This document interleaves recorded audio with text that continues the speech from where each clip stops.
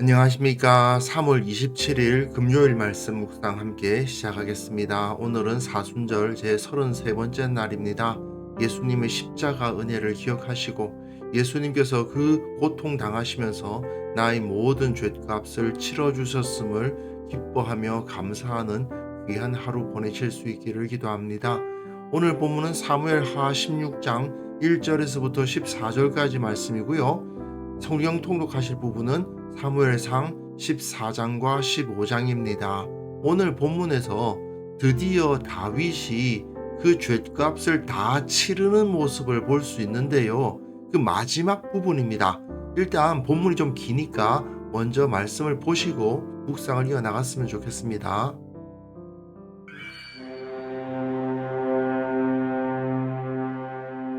다윗이 마루턱을 조금 지나니 무비보셋의 종 시바가 안장 지은 두 나귀에 떡 200개와 건포도 100송이와 여름과일 100개와 포도주 한 가죽 부대를 싣고 다윗을 맞는지라.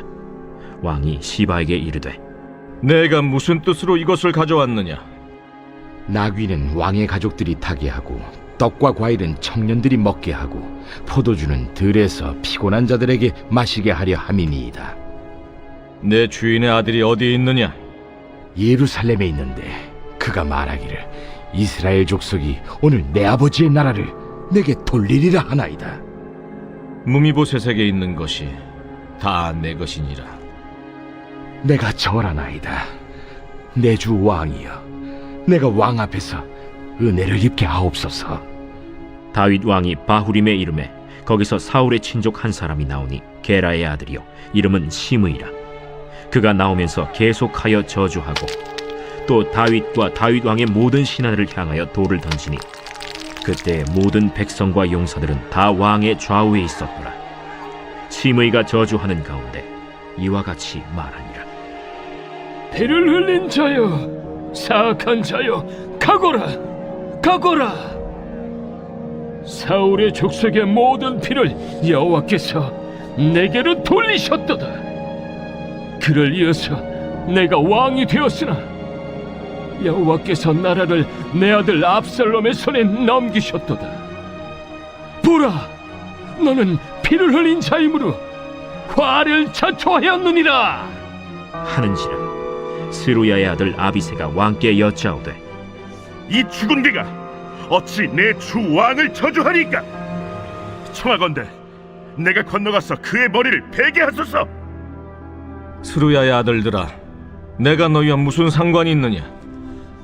그가 저주하는 것은 여호와께서 그에게 다윗을 저주하라 하심이니 내가 어찌 그리하였느냐 할 자가 누구겠느냐?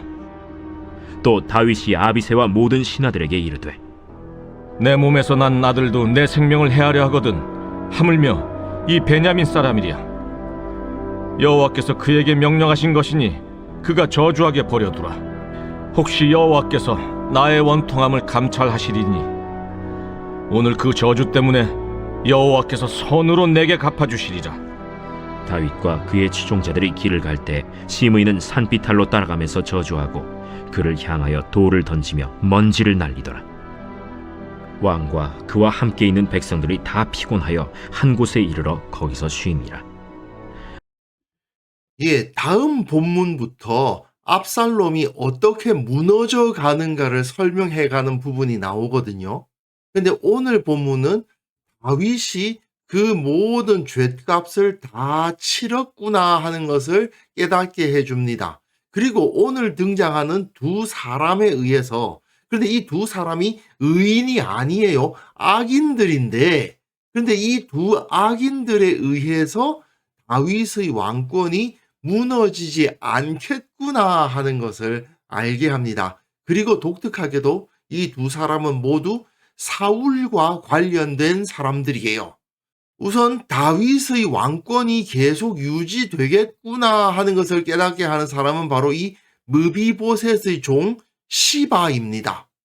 다윗이 마루턱을 조금 지나니 무비보셋의 종 시바가 안장 지운 두 나귀에 떡 200개, 건포도 100송이, 여름과일 100개, 포도주 한 가죽 부대를 싣고 다윗을 맞는지라. 나귀에 이렇게 먹을 것을 가득 가지고 왔습니다. 그런데 이 두 나귀가 좀 독특한 게 안장을 지웠어요. 안장을 지웠다라는 말은 사람이 탈 수 있게 하는 것을 의도하는 것이지 짐을 싣는 것을 의도하지는 않는 것인데, 묘하게도 안장도 지우고 짐도 실었습니다. 좀 불편하거든요. 그럼에도 불구하고 그렇게 합니다. 왕이 시바에게 이르되 네가 무슨 뜻으로 이것을 가져왔느냐 하니, 시바가 이르되 나귀는 왕의 가족들이 타게 하고 떡과 과일은 청년들이 먹게 하고 포도주는 들에서 피곤한 자들에게 마시게 하려 함이니이다 되어 있는데, 나귀가 왕의 가족들이 타게 한다라고 말했지만 두 마리 끌고 와서 왕의 가족들이 타게 한다는 것은 뭔가 좀 이상하죠. 물론 먹을 것은 함께 하신 분들이 먹고 마실 수 있도록 하겠다라는 뜻으로 가져왔다는 건 알겠는데, 안장을 지웠다는 것이 상당히 의미심장합니다. 무비보셋과 자기가, 또는 무비보셋과 무비보셋을 도와야 할 사람이 함께 타고 왔어야 할 나귀가 아닌가 하는 의심을 지울 수가 없습니다. 왕이 이르되 내 주인의 아들이 어디 있느냐 하니, 즉 무비보셋이 어디 있느냐는 말이에요. 히브리어에서는 아들도 벤이고 손자도 벤이다 보니까 내 주인이라는 말은 사울을 말하는 것이고 아들이라는 것은 무비보셋을 말하는 거죠. 내 주인의 손자가 어디 있느냐라는 질문입니다.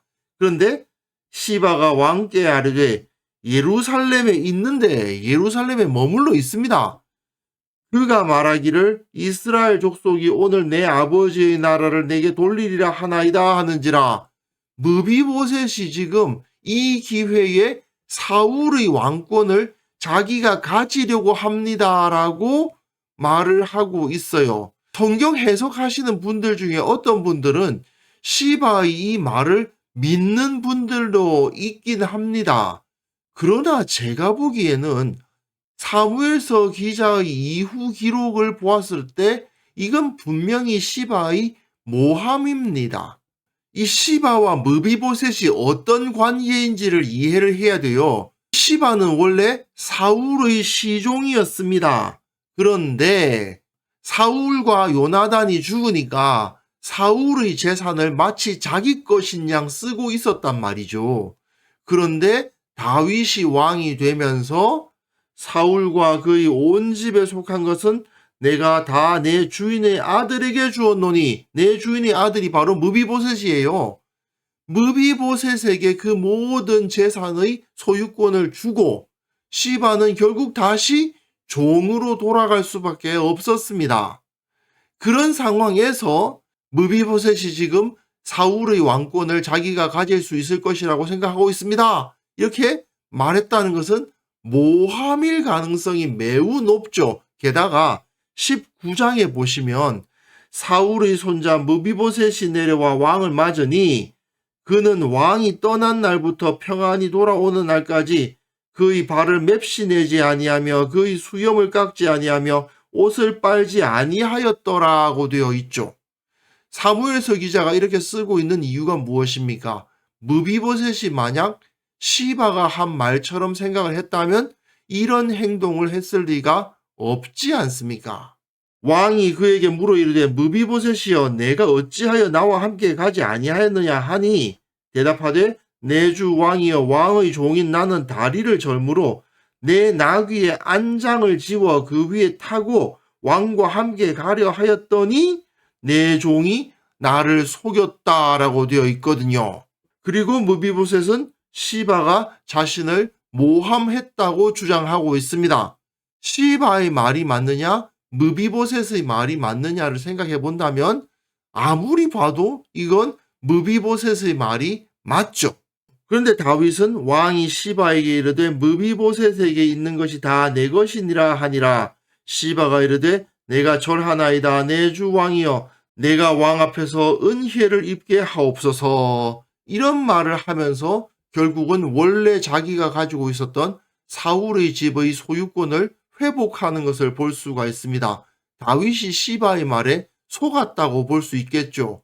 그런데 조금 더 깊이 생각해 보면 이게 다윗이 시바에게 속았기 때문이라고 볼 수도 있지만 어쩌면 다윗이 속았다기보다는 무비보셋의 안전을 위해서 일단 속아준 거다라고 볼 수도 있습니다. 왜냐? 무비보셋이 시바에 비해서 오히려 약자거든요. 다리를 저는 무비보셋은 시바가 마음만 먹으면 해칠 수도 있는 사람입니다. 물론 다윗이 무비보셋 옆에 있다면 시바가 어떻게 할 수가 없죠. 하지만 다윗은 지금 어떤 상황입니까? 도망 나와 있는 상황이잖아요. 그렇다면은 무비보셋을 시바가 해칠 힘을 가지고 있는 게 분명해요. 그런데 만약에 다윗이 이렇게 그래 사울 집에 있는 거 전부 다 네 거야 이렇게 해주면 시바로서는 굳이 무비보셋을 해칠 필요가 없죠. 그러니까 일단 다윗은 무비보셋의 입장을 들을 수 없는 상황이기 때문에 일단 시바의 말을 믿어주는 것이 무비보셋의 안전을 지킬 수 있는 방법이잖아요. 그렇기 때문에 그렇게 해준 것이라고 해석할 수도 있습니다. 그런데 사실은 중요한 것은 그게 아니에요. 이 본문에서 중요한 것은 지금 다윗이 도망을 가고 있다는 겁니다. 그런데 여전히 다윗 앞에 엎드려서 자신의 재산권을 받고자 하는 시바가 나타나고 있죠. 그런데 이 사실이 만약에 압살롬에게 전해진다고 생각을 해보십시오. 시바로서도 위험할 수 있지 않습니까? 그런데도 시바가 다윗을 찾아와서 이렇게 다윗에게 먹을 것을 바치면서 무비보셋을 모함하면서 자기가 그 재산을 얻을 수 있기를 바라고 있단 말이에요. 그렇다면은 다윗의 왕권은 계속 되겠구나 하는 것을 생각하게 하죠. 결국 시바는 다윗이 돌아온다는 것에 베팅을 한 셈입니다. 물론 시바는 의인이 아닙니다. 하지만 이 악인을 통해서 비록 다윗이 지금은 이렇게 도망가는 신세가 됐지만 곧 그 왕위를 되찾겠구나 하는 것을 짐작할 수 있게 하잖아요. 그리고 이어서 시므이란 사람이 등장하는데요. 다윗이 바후림의 이름에 거기서 사울이 친족한 사람이 나오니 게라의 아들이요 이름은 시므이라. 방금 시바는 사울의 종이었고 이 시므이는 사울의 친족입니다. 근데 그가 나오면서 계속해서 저주하고 또 다윗과 다윗 왕의 모든 신하들을 향하여 돌을 던지니 그때의 모든 백성과 용사들은 다 왕의 좌우에 있었더라. 어떻게 보면 시므이 이 사람이 목숨 걸고 다윗을 저주하고 있는 셈이에요. 왜냐하면 그 신하들, 용사들이 다 같이 있는데 이렇게 저주를 하다가 다윗의 용사들에 의해서 죽을 수 있잖아요. 그럼에도 불구하고 시므이는 나를 죽이려면 죽여라 하는 식으로 나와서는 막 저주를 퍼붓는데 피를 흘린 자여 사악한 자여 가거라 가거라. 사울의 족속의 모든 피를 여호와께서 내게로 돌리셨도다. 그를 이어서 내가 왕이 되었으나 여호와께서 나라를 내 아들 압살롬의 손에 넘기셨도다. 보라 너는 피를 흘린 자이므로 화를 자초하였느니라 하는지라. 우리는 이 저주의 내용을 좀 살펴볼 필요가 있거든요. 시므이는 사울의 족속의 모든 피를 언급하면서 다윗을 저주합니다. 다윗이 사울 족속들을 죽였다고 주장하는 셈이에요. 하지만 아니죠. 사울이 다윗을 죽이려고 했고 다윗은 그럼에도 불구하고 죽일 기회가 2번이나 있었지만 사울을 해하지 않았고 그 사울의 가족들을 해하지 않았습니다. 하지만 또한 피를 흘린 자여 사악한 자여라는 내용은 어떻게 보면 맞는 거죠. 왜냐? 우리아의 피에 대한 책임이 다윗에게 있는 것은 분명하니까요. 다윗은 피를 흘리고 사악한 자였습니다. 하지만 사울 족속의 피에 대해서는 책임이 없었습니다. 이렇게 반은 맞고 반은 틀린 저주의 내용이 시므이의 입에 의해서 다윗에게 쏟아지고 있어요. 근데 그 과정에서 스루야의 아들 아비새가 왕께 여짜오되 이 죽은 개가 어찌 내 주 왕을 저주하리이까 청하건대 내가 건너가서 그의 머리를 베게 하소서 하니 왕이 이르되 스루야의 아들들아 내가 너희와 무슨 상관이 있느냐? 내가 받는 저주가 너희하고 무슨 상관이 있느냐? 그 말이죠. 그가 저주하는 것은 여호와께서 그에게 다윗을 저주하라 하심이니 내가 어찌 그리하였느냐 할 자가 누구겠느냐 하고. 아비새가 누굽니까? 원래 아비새는 사울 죽이겠다고 한 사람이에요. 사무엘상 26장에 아비새가 다윗에게 이르되 하나님이 오늘 당신의 원수를 당신의 손에 넘기셨나이다. 그러므로 청하오니 내가 창으로 그를 찔러 단번에 땅에 꽂게 하소서. 이렇게 사울을 자기가 죽이겠다고 하거든요. 그런데 다윗이 아비새에게 이르되 죽이지 말라. 누구든지 손을 들어 여호와의 기름 부음 받은 자를 치면 죄가 없겠느냐 하고, 비슷한 모습이 여기서 나타나고 있죠. 다윗은 지금 하나님의 책망이 곧 나에게 지금 주어지고 있다라는 것을 깨닫고 있는 거예요. 분명히 시므이는 다윗이 사울 집안을 했다고 저주하고 있지만 다윗은 그 저주를 들으면서 자기 신하 우리아를 죽인 죄에 대한 참회를 하고 있는 거거든요. 여기서도 우리는 다윗이 자기 죄를 뼈저리게 느끼고 있었다는 사실을 알 수가 있습니다. 근데 또 다윗의 말을 보세요.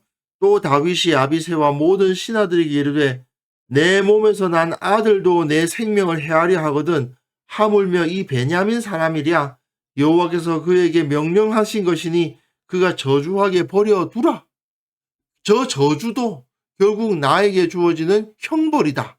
내가 저 저주를 들어야 마땅한 자다라고 말하고 있습니다. 하지만 혹시 여호와께서 나의 원통함을 감찰하시리니, 지금 시므이가 하는 저주는 자기가 행하지 않은 일에 대한 저주잖아요.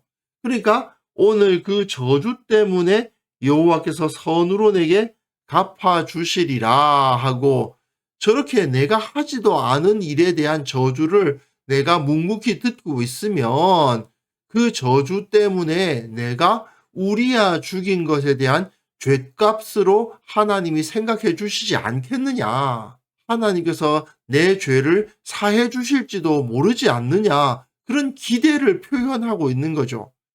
분명히 다윗은 하나님 앞에서 죗값을 치르기를 결단했습니다. 하나님이 자기를 버리실지도 모른다는 생각을 하고 있어요. 하지만 그럼에도 불구하고 하나님께서 나를 용서해 주실 것을 계속해서 기대하고 있죠. 하나님 앞에 회개하고 용서해 달라고 기도했고 계속해서 자기 죄를 뉘우치지 않았습니까? 그렇기 때문에 하나님께서 어쩌면 용서해 주실지도 몰라. 내가 저 사람 용서해 주고 저 사람이 계속 저주하게 내버려 두고 그것을 참을 때 그것을 내가 치러야 할 죗값으로 여겨주실지도 몰라. 그 마음으로 그냥 들어요. 다윗과 그의 추종자들이 길을 갈 때 시므이는 산비탈로 따라가면서 저주하고 그를 향하여 돌을 던지며 먼지를 날리더라. 굉장히 오랜 시간 동안 막 먼지를 날리고 돌 던지고 욕을 하고 하면서 막 저주를 해댄 거예요. 그럼에도 불구하고 다윗은 그 모든 저주를 다 묵묵히 듣고 있는 거예요. 이게 하나님께서 내게 주시는 책망이다. 이게 하나님께서 나를 야단치시는 목소리다 생각하면서 그것을 모두 다 참았다는 것을 알 수가 있습니다. 그리고 14절을 보세요. 왕과 그와 함께 있는 백성들이 다 피곤하여 한 곳에 이르러 거기서 쉬니라. 안식을 떠올리게 하죠. 하나님께서 창조를 이루신 다음에 안식하시지 않습니까? 근데 여기서 다윗과 그와 함께한 백성들이 안식을 얻게 됩니다. 그리고 이 본문 다음에 내일 본문부터는 압살롬 이야기가 쭉 이어지고 압살롬이 어떻게 흥하는가 싶더니 망했는가에 대한 이야기가 이어지거든요. 여기서 쉰이라는 말로 다윗이 당한 어려움에 대한 이야기가 끝나요. 이 다음부터는 다윗이 점점 회복됩니다. 결국 이것은 다윗이 드디어 안식을 누리는구나. 그 죗값을 다 치렀구나 하는 것을 알게 하는 부분인 거죠. 자, 오늘 본문에서 시바와 시므이가 등장해서 시바는 다윗의 왕권이 계속 이어지겠구나 하는 것을 생각하게 하고 시므이가 나타나서 다윗이 그 모든 죄값을 다 치르고 결국은 용서를 받겠구나 하는 것을 짐작할 수 있게 하죠. 이 두 악인들의 이야기를 통해서 우리는 다윗을 향한 하나님의 형벌이 끝났겠구나 하는 것을 알 수 있습니다. 사무엘서 기자는 이렇게 다윗처럼 진실되게 자기 죄를 인정하고 하나님의 징계를 받으면서도 하나님을 향한 신뢰를 잃지 않는 자가 결국은 회복된다는 사실을 가르치고 있는 것이죠. 이거는 우리들에게도 그대로 적용이 됩니다.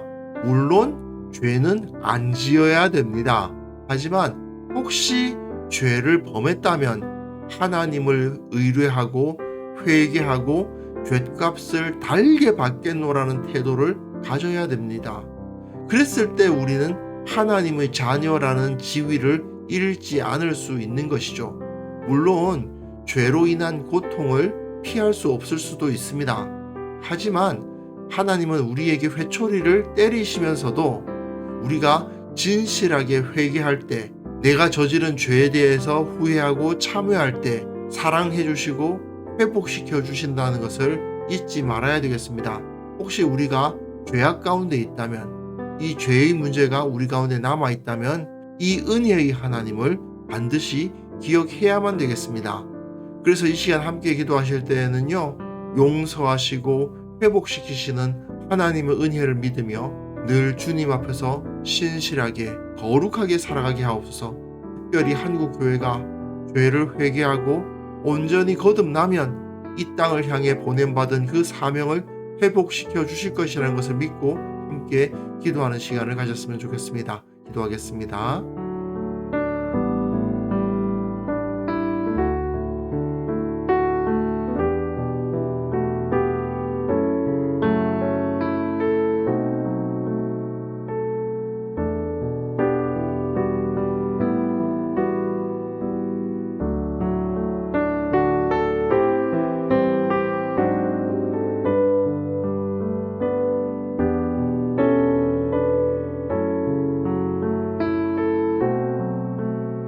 하나님 아버지, 우리의 죄를 용서하시며 회복시켜 주시는 그 은혜를 우리가 믿음으로 받아들이게 하시고 늘 주님 앞에서 신실하게 거룩하게 살아가게 하시고, 혹시라도 주님 앞에 부끄러운 일이 있었다면 즉시 회개하고 회복되는 그러한 삶을 살아갈 수 있도록 도와주옵소서. 특별히 이 교회를 위해서 기도합니다. 한국 교회가 죄를 회개하게 하시고 온전히 거듭나게 하여 주옵소서. 복음으로 이 땅을 구원해야 한다는 그 사명을 가진 자들이 그 사명을 잊어버리고 있지는 않았는지, 그 거룩함을 유지하지 못하고 있지는 않았는지 돌아보게 하시고 그 마음을 찢고 주님 앞에 나와 회개하고 회복되는 역사가 일어나게 하여 주옵소서. 주님, 특별히 이 사순절 기간 예수님의 고난, 예수님의 용서의 은혜를 묵상하게 하시고 늘 감사하고 늘 기뻐하며 참으로 주님의 그 은혜를 늘 찬송하며 하나님과 동행하는 하루를 살아갈 수 있도록 주께서 은혜를 베풀어 주옵소서. 오늘 하루 참으로 주님 앞에 신실하게 서기를 원합니다. 주님 앞에 거룩한 자로서 인정받기를 원합니다. 주님, 우리와 함께 하시고 우리를 붙잡아 주옵소서. 감사드리옵고 예수님의 이름으로 기도합니다. 아멘.